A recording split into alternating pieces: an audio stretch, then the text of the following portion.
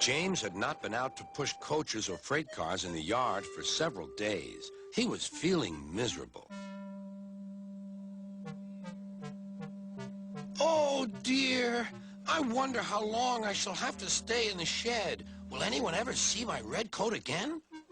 Why did I go so fast that I made a hole in one of my coaches that had to be mended with, of all things, a passenger's bootlace? At last, Sir Topham had arrived. I know you're sorry, James, and I know, too, that you want to be a useful engine. People are laughing at my railway, and I do not like that at all. I will try hard to do my best, said James. That's a good engine. There's nothing like determination. I want you to pull some freight cars for me. James was delighted and puffed away.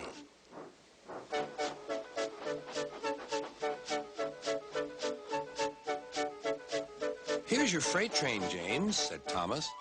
Have you got some bootlaces ready? And he ran off laughing. Oh, no, said the freight cars. We want a proper engine, not a red monster. James took no notice and started as soon as the conductor was ready. Come along, he puffed. We won't, screamed the freight cars. But James didn't care, and he pulled the screeching cars sternly out of the station.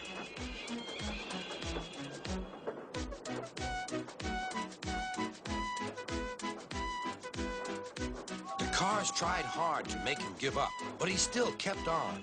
Sometimes their brakes would slip on, and sometimes their axles would run hot.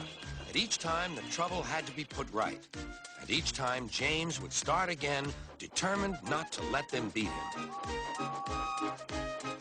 Give up, you can't pull us, you can't, called the cars. I can and I will, puffed James. And slowly but surely, he pulled them along the line.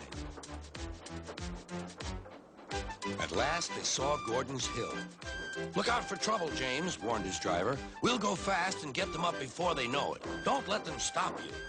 So James went faster. Soon they were halfway up.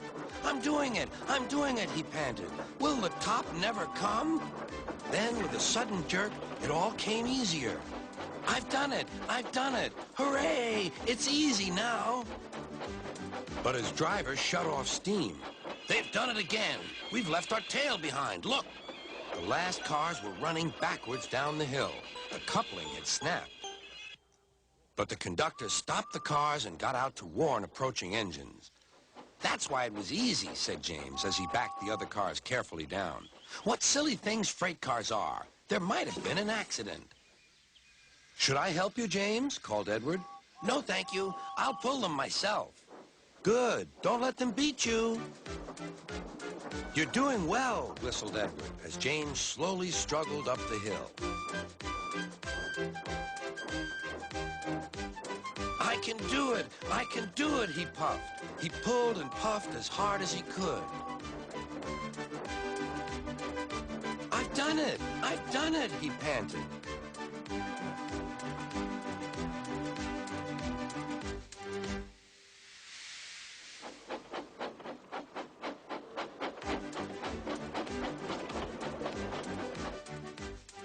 James was resting in the yard when Edward pulled up. Beep, beep, he whistled. Then James saw Sir Topham Hatt. Oh, dear, what will he say? He asked himself. But Sir Topham Hatt was smiling. I was in Edward's train, and I saw everything. You've made the most troublesome train on the line behave.